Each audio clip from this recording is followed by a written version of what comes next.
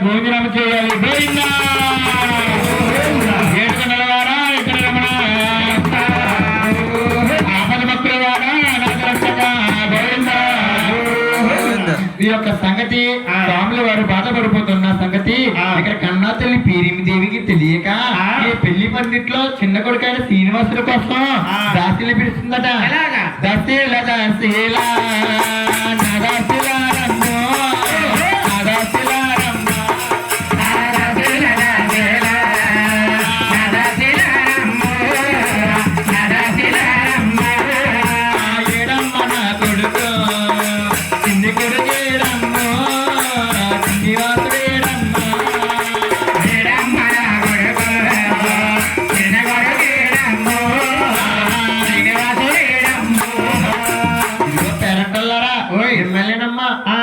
కుమారుడిని మీరు పెళ్లి కొడుకుని చేసి కూర్చోబెట్టారు కదా, ఎక్కడ ఉన్నాడమ్మా? ఎదురు కనబడతలేదు. ఆ పొల్లాలు ఈ పొల్లాలు సక్కపెట్టే దాకా ఎక్కడ ఉన్నాడమ్మా?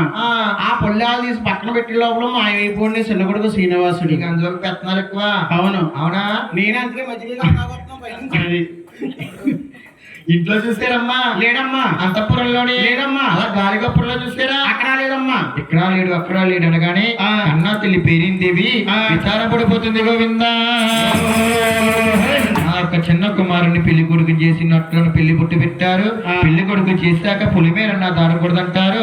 నా చిన్న కొడుకు అయిన శ్రీనివాసుడు ఇంకా చిలిపి పనులు పాలించుకోలేదా, అల్లరి పనులు ఆపుకోలేదా అలానే బాధపడిపోతుంటే ఈ యొక్క సంగతి బ్రహ్మ కుమారుడు నారద మునీంద్ర వారు తెలుసుకున్నారు. ఈ యొక్క పట్నం అంతా తిరుగుతూ తిరుగుతూ పేరమ్మ దగ్గరికి వచ్చాడు. ఓయ్ మామ పేరమ్మదేవి, విచారంలో ఉన్న కారణం ఏమిటమ్మా అని అడగగానే ఏమి చెప్పును మనవడా, ఈ యొక్క చిన్ననైన శ్రీనివాసుని పెళ్లి కొడుకు చేసి పచ్చని పందిట్లో కూర్చోబెట్టాము. ఎక్కడికి వెళ్ళాడో వెళ్ళాడో జాడా జవాబు లేదు, మాయా మచ్చ లేదు అనగానే నారద మునీంద్ర వారు అంటారట, ఓయ్ మామ పేరమ్మావా, నా చిన్ననైన శ్రీనివాసుడు అంటే ఎవరనుకున్నావు? అడిగేస్తే అడిగి తీస్తే దశాపద అవతారాలు కూడా నా చిన్న ఆత్మలో ఇవిడి ఉన్నాయి. ఆయన్ని తీసుకురావాలంటే నీ తరమో కాదు నా తరమో కాదు, ఇక్కడికి 100కు 100 ఆవర్లున్నది. పెద్దవాడ కొండపైన దుర్గక్క రావాలి. అక్క మాయలు తమ్ముడు తెలుసు, తమ్ముడి మాయలు అక్కడికి తెలుసు. అక్క అయిన దుర్గాదేవిని నువ్వు ఒక్క పిలిచేవంటే తమ్ముడు ఎక్కడున్నా తీసుకొచ్చి కళ్యాణం జరిపిస్తుందని సలహా ఇచ్చి పక్కగా తప్పుకున్నాడు నారద మునీంద్రుడు.